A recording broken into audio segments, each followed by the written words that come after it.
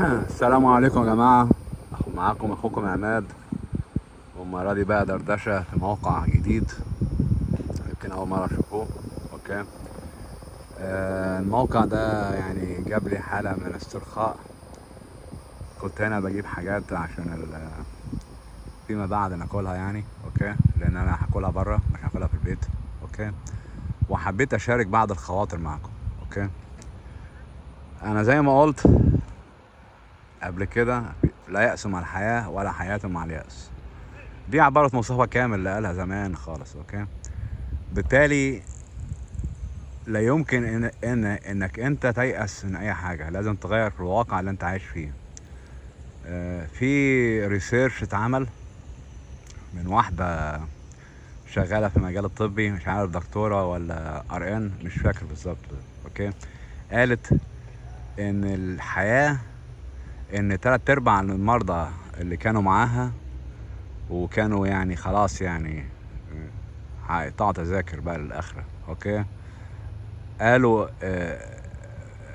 ان ابشع فترة مرت بيهم في حياتهم انهم ما عاشوش الحياة اللي هم كانوا عايزين يعيشوها. كانوا دايما يعيشوا الحياة التي يتمناها الاخرين. اوكي، بالتالي انت لا تهتم بما يتمناه الاخرين، اهتم بالحاجة اللي انت عايز تعملها. اوكي، يعني كمثال مثلا اوكي، انت قاعد في امريكا. اوكي، وظروفك يعني زي الزفت. اوكي، وكلنا مرينا بالظروف دي، خلي بالكم. يعني هكون فاكر امريكا هتلاقي الفلوس بتنطر من الشجر. لا لا، العملية كلها انك انت هتمر فترات صعبة وفترات كويسة. المشكلة اللي انت هتواجهك، هل انت عندك ارادة او ما عندكش ارادة؟ طبعا بجانب صحة جيدة، ودي من عند ربنا، وباتباع القواعد اللازمة في الاكل والشرب. اوكي، بالتالي لو ربنا مديك الصحة ومية مية الحمد لله، ربنا يديك الصحة وطول العمر. اوكي، حاول تبدأ الحياة اللي انت عايزها، سواء في مصر او خارج مصر. اوكي، واحد يقول لي مثلا انا نفسي اسافر، يبقى انت لازم تقدم على السفر باستمرار. اوكي، يعني لو انت نفسك تسافر وتشوف مثلا اماكن جديدة في العالم، يبقى انت كده حكمت على نفسك بعدم الجواز، لان الجواز هيعمل لك استقرار في بلد معينة. انا واحد من الناس، خلي بالكم، يعني كنت يعني بزعل جدا لما بفتكر ان انا ما اتجوزتش في مصر زمان. يعني بقول يا ريتني كنت اتجوزت وجبت عيلة وجبت عيال وكلام ده. بس انا لما برجع افكر فيها بقول ده ربنا ده عمل لي خدمة، لان انا لو كنت قعدت في مصر كنت هتجنن. ما اقدرش اقعد، مش بعيد لو كنت قعدت في مصر كنت طلقت مراتي اكيد يعني.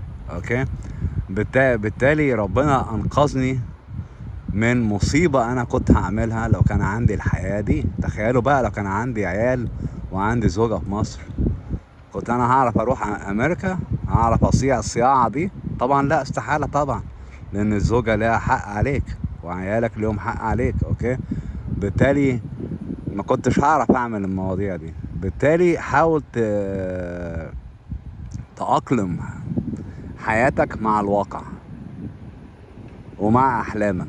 اوكي، يعني كمثال مثلا، نفرض مثلا انت في امريكا. اوكي، و... وعايز تاكل بره، وعايز توفر فلوس مثلا الكلام ده. اوكي، يبقى انت تعمل ايه؟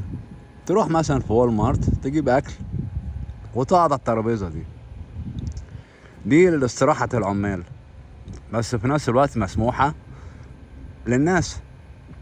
لو واحد عايز هنا ياكل ممكن يقعد هنا ياكل. اوكي، وشوف منظر جميل قدامك والكلام ده، حاجه طبعا غير متوفره في مصر. ده بالنسبه للقاعدين في امريكا. اوكي، بالنسبه للقاعدين في مصر، اوكي، لازم تغير في الواقع بتاعك، لابد.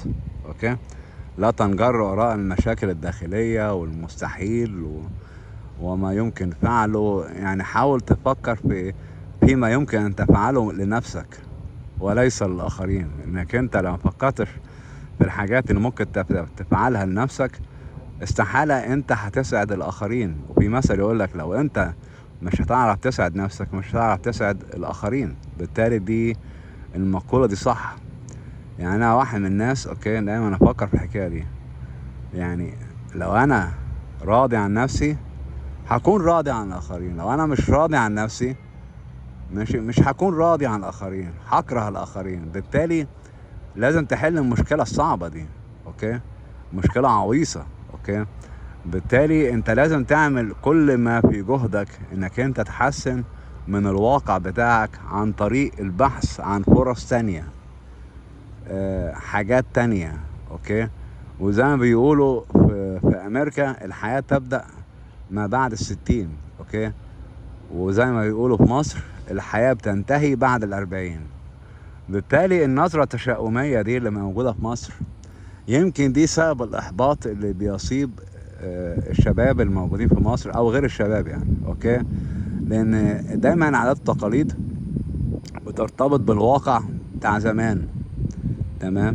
الواقع بتاع زمان يقول لك مثلا إيه، أنت لو كبرت بيت 40 لازم تعمل صلة بينك وبين ربنا وتحضر نفسك للتربة، ماشي أوكي. لأن الشعب كان في وقتها كان منغلق، أوكي.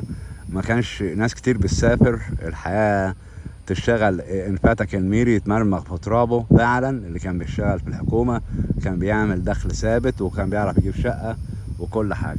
بالتالي الموضوع ده اتغير، اوكي.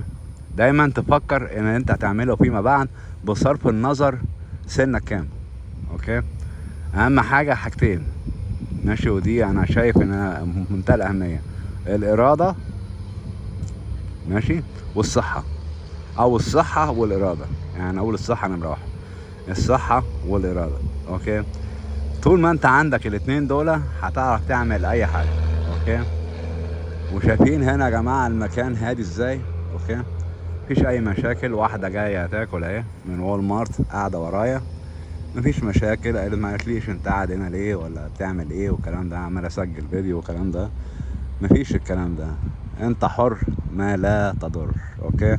والغريبة اللي بيعمل كده اغلبهم من الاجانب، يعني مش امريكان. تخيلوا يا جماعة، لاحظت حاجة غريبة اوي في البلد دي، ان 3/4 اللي بيجوا من نقول مثلا بيجي من الفلبين، بيجوا من اشيا، القارة الاسيوية، اللي بيجوا من الشرق الاوسط والكلام ده، بيتطبعوا بالحياة الامريكية. تخيلوا، وبيتبعوا نفس القواعد. العملية كلها ايه؟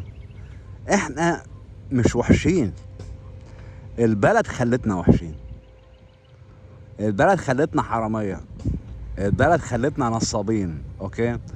بس انا اؤكد لك يا صديقي العزيز، لو انت جبت الناس الوحشين دول في امريكا شوية بشوية هيتطبعوا بالحياة في امريكا، وهيتبعوا القواعد وهيتغيروا تماما وهيفكروا بنفس عقلية الامريكان، اوكي.